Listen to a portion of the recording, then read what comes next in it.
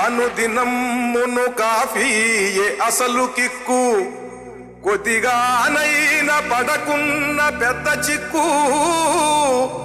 Cup coffee లభించుటే గొప్ప luck, అమృతమన్నది అంబక్కు అయ్యలారా.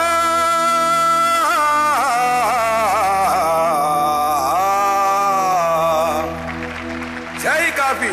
విశ్వాంతరాళంబులోనున్న బ్రహ్మాండ గోళాలలో నీకు సాటైన పానీయమే లేదు ముమ్మాటికి. అందుకే నిన్ను కట్టేసుకుంటాము మా నోటికి, నాల్కతో నీకు జేజేలు పల్కేము నానాటికి.